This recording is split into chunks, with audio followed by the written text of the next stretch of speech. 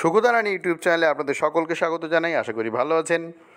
তো আজ যে ভিডিওটা আমি আপনাদের সঙ্গে শেয়ার করব সেখানে ইনসেন্টিভের একটা অ্যালটমেন্ট নিয়ে আলোচনা করব এবং সেই সঙ্গে কারা কারা ইনসেন্টিভ পাচ্ছেন না এই কমাসের জন্য, কেন পাচ্ছেন না সেটাও বিস্তারিত আলোচনা করব এবং সিস্টেম থেকে পুরো দেখিয়ে দেব যে কিভাবে আপনাদের নাম বা আপনাদের সেন্টারগুলো দেখা যায় বা খোঁজা হয়। সিডিপিও স্যার ম্যাডামরা যখন ইনসেন্টিভের টাকা পেমেন্ট করে তখন কিভাবে তাদেরকে খুঁজে বের করে যে কোন অঙ্গনারী ওয়ার্কার বা কোন অঙ্গনারী হেল্পার এই মাসের জন্য বা অমুক মাসের জন্য ইনসেন্টিভের জন্য টাকা পাবেন। সেটা সিডিপিও স্যার ম্যাডামরা নিজেদের ইচ্ছামতো কোনো কর্মী বা কোনো সহায়িকার নাম ইচ্ছে মতো পুট করেন না বা ইচ্ছে মতো তাদেরকে টাকা দেন না।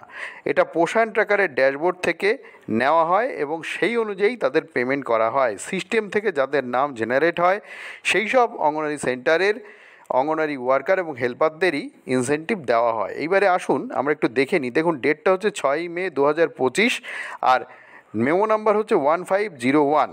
তো এই ডেটে এই মেমো নাম্বারে অ্যালটমেন্টে এসেছে। ভিডিও স্কিপ না করে পুরো ভিডিওটা দেখুন, আমি সম্পূর্ণটাই আপনাদের সঙ্গে শেয়ার করব এবং এখানে একটা কথা গুরুত্বপূর্ণ লেখা আছে যে কাদের নাম বাদ দিতে বলা হচ্ছে, অর্থাৎ কাদেরকে টাকা দিতে বারণ করা হচ্ছে সেটাও কিন্তু এখানে, কারা পাবেন না সেটাও কিন্তু এখানে উল্লেখিত আছে।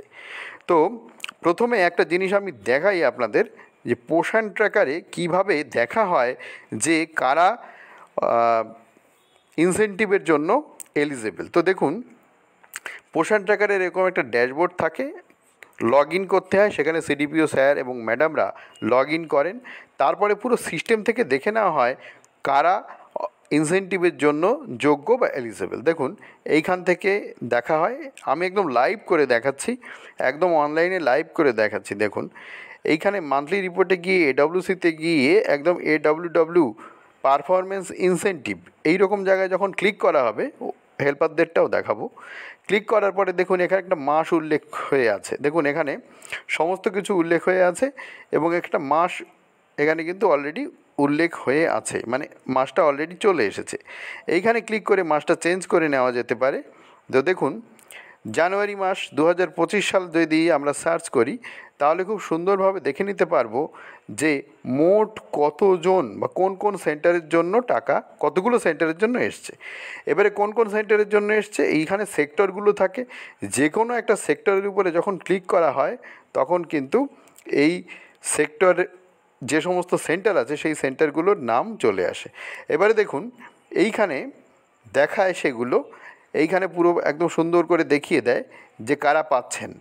যারা এলিজেবল হবেন তাদের এখানে 1 লেখা থাকে ওই মাসের জন্য, এবং যারা এলিজেবল হবেন না তাদের কিন্তু 0 লেখা থাকে। ব্যাপারটা এই রকম, ঠিক আছে? তো এইভাবে টোটালটা থাকে হচ্ছে একদম শেষের দিকে পাওয়া যায় টোটালটা, এই যে টোটালটা এখানে পাওয়া যায়। তো এই রকমভাবে কিন্তু দেখে নেওয়া হয়। দেখুন এখানে সেন্টারগুলোর নাম রয়েছে এবং সেই সেন্টারগুলো মেন চার্জ না অ্যাডিশনাল চার্জের জন্য পাওয়া যাচ্ছে পায় টাকাটা সেটাও কিন্তু উল্লেখ থাকে। যেমন ধরুন এই যে একটা সেন্টার এখানে রয়েছে, সেই সেন্টার কিন্তু মেন চার্জে কোনো অঙ্গনারী দিদি নেই, অ্যাডিশনাল চার্জে আছেন এবং তিনি পেয়েছেন। এবং ম্যাক্সিমাম একজন অঙ্গনারী দিদি 2টো সেন্টারের জন্য, 3টে সেন্টারের জন্য কিন্তু নয়, ম্যাক্সিমাম 2টো সেন্টারের জন্য তিনি পাবেন। একটা মেন চার্জ, অ্যাডিশনাল চার্জ একটার জন্যই পায়।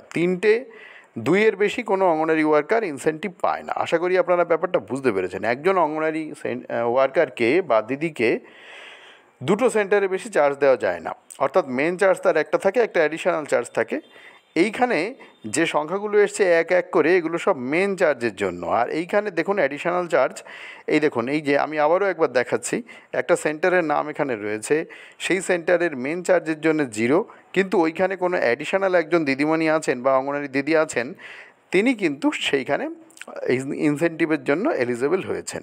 ঠিক একই রকমভাবে আমরা এই মান্থলি রিপোর্টে গিয়ে, মানে সিডিপিও স্যার এবং ম্যাডামরা এই মান্থলি রিপোর্টে গিয়ে এই AWH পারফরমেন্স ইনসেন্টিভে যায়, গিয়ে মান্থ উল্লেখ করে তারা দেখে নেয় যে কোন মাসে কতজন হেল্পার তারা এলিজেবল হয়েছেন এই ইনসেন্টিভের জন্য। ঠিক একই রকমভাবে যে কোনো একটা সেক্টরে এখানে ক্লিক করলেন কিন্তু দেখা যায় যে কারা কারা এলিজেবল হচ্ছেন।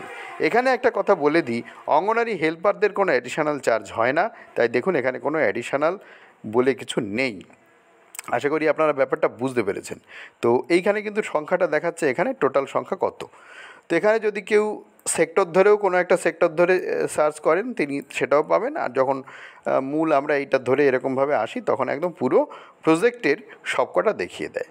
তো আশা করি আপনারা বুঝতে পেরেছেন। এইভাবে এখানে মান্থ চেঞ্জ করে করে দেখা যায়, ঠিক আছে, কোন মাসে কতজন, কোন সেন্টারের জন্য কতজন এলিজেবল, সব মাস চেঞ্জ করে করে দেখা যায়। তো এখানে কিন্তু কেউ কিছু নিজের ইচ্ছামতো কারোর নাম দিয়ে টাকা তার অ্যাকাউন্টে ঢোকায় না। সম্পূর্ণ পোষানের যে ড্যাশবোর্ড আছে সেই ড্যাশবোর্ড থেকে এটা ডাউনলোড হয়। আপনারা নিশ্চয়ই জানেন, এইবারে আসি আমি মূল অর্ডারে। আপনারা নিশ্চয়ই জানেন যে আমাদের সরকারি অর্ডারে বলা আছে 80% মেজারিং এফিসিয়েন্সি এবং 60% হোম ভিজিট। এইটা না হলে কিন্তু কোনো ইনসেন্টিভ অঙ্গনওয়াড়ি ওয়ার্কাররা পান না, এবং হেল্পাররা মানে সহায়িকারা পান হচ্ছে অঙ্গনওয়াড়ি সেন্টারটা সারা মাস যদি খোলা থাকে তবে হেল্পাররা পান। হেল্পারদের পোষণ ট্র্যাকারের কোনো কাজের জন্য তারা পান না, জাস্ট সেন্টারটা পোষণ ট্র্যাকারে সারা মাস খোলা থাকলে তারা পান। এখানে একটা কথা আমি আগেও বলেছি, এখনও বলছি, এই 80% এবং 60% এই ধারণা মাথা থেকে মুছে ফেলুন। অনেক সময় আপনাদের মোবাইলের নেটওয়ার্ক এবং মোবাইলের র্যাম কম থাকার জন্য আপনারা 80% মেজারিং এফিসিয়েন্সি অর্থাৎ হাইট ওয়েট 80% দেওয়া সত্ত্বেও সেটা কিন্তু সার্ভারে হিট করে না। তাই আপনারা চেষ্টা করবেন এই একদম ম্যাক্সিমাম যতটা করা যায়। হাইট ওয়েট হয়তো আপনারা 100% করতে পারবেন না, তো একদম যতটা সম্ভব ম্যাক্সিমাম সেটা করবেন। যদি কোথাও প্র্যাকটিক্যালি 100% হয় সেটা করবেন। আমি এই কথা বলছি প্র্যাকটিক্যালি 100% হওয়া সম্ভব না, তার কারণ হচ্ছে দেখা যায় কি যে অঙ্গনওয়াড়ি সেন্টারে যতজন বেনিফিশিয়ারি থাকেন তারা সকলে অ্যাভেলেবেল হন না। হয়তো 99.9% হয়ে যায়, সামান্য একটু বাকি থাকে। আর যেখানে প্র্যাকটিক্যালি যদি সেটা হয় সেটা করবেন। তো এইটাই আমি বলছি, ম্যাক্সিমাম করবার চেষ্টা করবেন। আর হোম ভিজিটও 60%-এ আটকে থাকবেন না, একদম 100% করার চেষ্টা করবেন পোষণ ট্র্যাকারে। আশা করি আমার কথা আপনারা বুঝতে পেরেছেন। তো এইবারে দেখুন এখানে একটা কথা বলা আছে, খুবই দুঃখের কথা।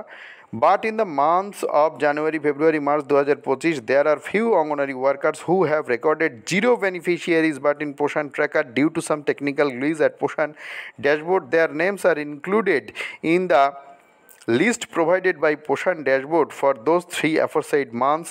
Those anganwadi workers are to be excluded while disbursing the incentive among AWWs, and allotment has been made excluding their names. District-wise, project-wise, month-wise list of those anganwadi workers with zero beneficiaries as enclosed herewith.